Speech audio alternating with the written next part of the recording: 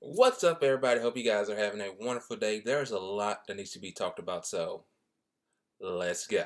First thing I want to talk to you guys about is if you guys do not see any videos from me within like the next 2 or so weeks, it's because I'm studying for my finals, and as you guys know, finals suck like hell. But just FYI for you guys. But the first thing I actually want to talk to you guys about is Waffle House. Now, if you guys don't know what Waffle House is, it's a place where you get waffles basically. And it's located around a lot of places. And in one particular area, there was a killing. A man witnessed, as describing only wearing a green jacket, killed at least 4 people and wounded 3 others after opening fire in an AR-15 style assault rifle at a Waffle House in Antioch, Tennessee, Sunday morning.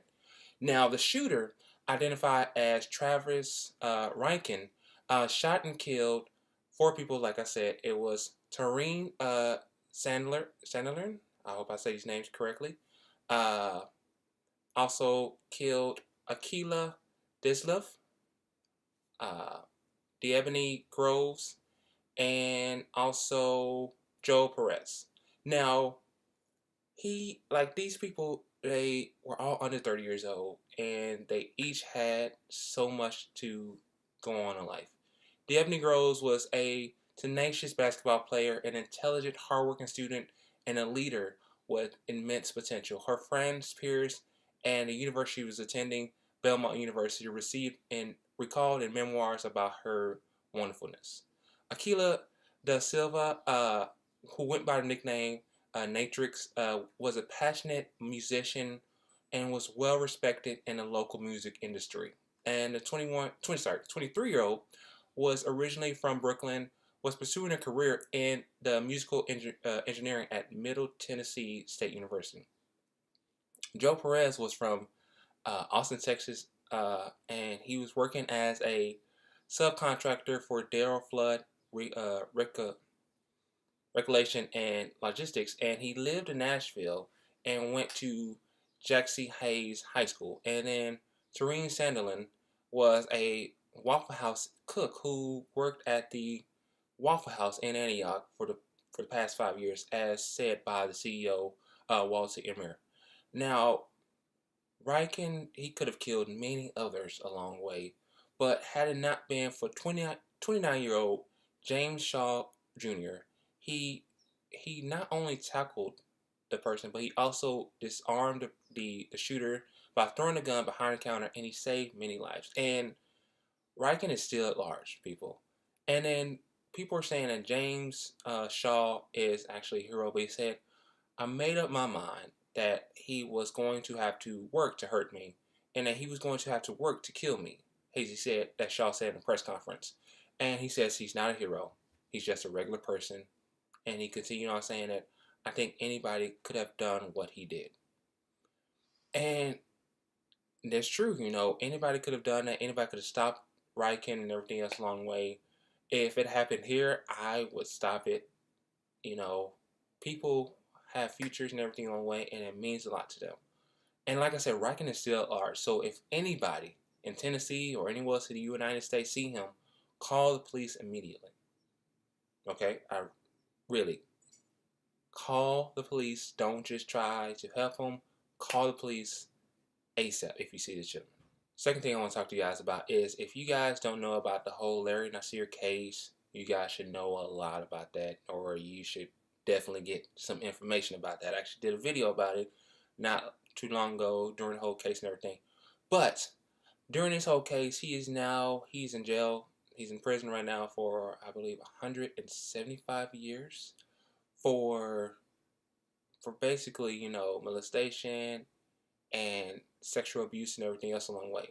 And Olympic gymnastic Mckayla Maroney, she said that she was disgraced by this, and that she actually had a lot to say about this, because she was silent somewhat during the whole case, but then she finally opened up and she went on Dateline to talk about this. She said that Nassar would sneak her a loaf of bread using the sport starvation culture to gain her trust despite abusing her. And she said in the interview, she said, I think I would have starved at the Olympics if it had not have been Nassar bringing her food. As she said, like I said, in the Dateline interview. And she said that Nassar has abused her hundreds of times and made her question if her gymnastic skills were really worth it. Uh, and this is like her first public comments after the court hearing in January. Now, like I said, Nassar was found guilty on multiple counts of sexual abuse and sentenced to 40 to 175 years in prison in January, and also an additional 40 to 125 years in February. So basically, he's there for almost 300 years, and he's basically not going nowhere. And Maroney said that Nassar told her like that his abusive treatment was part of her sacrifice to get into the Olympics, and that to keep it secret as others wouldn't understand. And she also blamed the gymnastics authorities for their support of Nassar.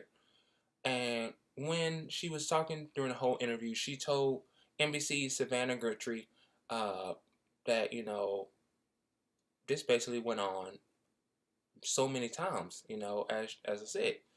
And every time she saw him, he was always abusive to her. And like from the moment he met her to this current day. And she also explained how he encouraged her to keep the abuse from others, basically, like I said, just keep the abuse away from what others saying to involve in a gymnastics career. Y'all, that is so fucked up in so many ways. Like, gymnasts and people who have dreams, they do a lot of hard work. And hearing about this, it's really fucked up, because, yeah, I love watching the Olympics. Like, winter, summer, I love watching sports. I love watching the Olympics all the time. And then when you see the gymnastics portion, you think, oh yeah, they go through a lot of hard work. They doing like all back flips and all that kind of stuff. No, apparently not. The whole working out and everything, that's true. But then when people don't know about this other side, it's just going, wait, we don't know about this? But yet, we now hearing about this kind of thing. And it's really, really scary to hear about this, if you're going to, like, let's say, into being a musician, if you want to be an actor, or you want to do all this kind of stuff, it's really, really scary because there's a lot going on, with sexual abuse and, like, humiliation and everything else along the way. And I'm actually happy and proud that Mckayla Maroney and all these other gymnasts, they went out in their way and said something about Nassar and about the USA gymnastics authorities and everybody else along the way who said something, said, oh no, he didn't do this. But yeah, it's just like a conundrum, and it's really, really, really, really, really, really, really, really fucked up. And you guys, I'm happy for this as well. Last thing I want to talk to you guys about is pranks. Sometimes pranks are funny every now and then, but there are also moments when people hate certain pranks. And, YouTube pranks are a genre of pranks or practical jokes that is less about having fun and more about inflicting physical or emotional torment on innocent bystanders. That could mean blasting an air horn at somebody, firing a taser at a dead rat, or faking a terrorist attack, or even, I don't know, throwing a Pokeball at Japanese people while visiting Japan. That kind of thing. Or in this case, this YouTuber, Kuanga Ren, or, who also goes by Reset on his YouTube channel, by tricking homeless people, into eating Oreos filled with toothpaste. Now, it was posted in 2017, but is now deleted and removed from his page. Now, Reset, who is originally from China and now resides in Barcelona, Spain, is a 20-year-old who has 1.2 million subscribers and nearly 100 million views.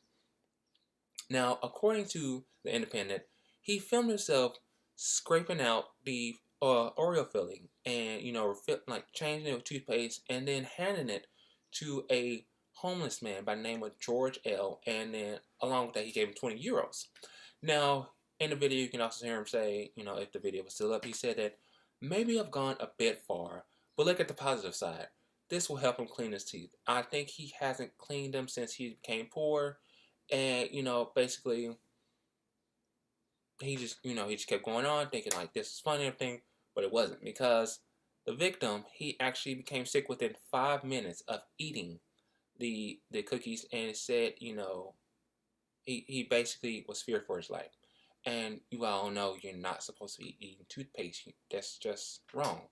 And he really thought this was funny, but according to the court documents viewed by El País, the Spanish newspaper, the YouTuber made about 2,000 euros, or just shy of $2,500, from advertising placed on the video.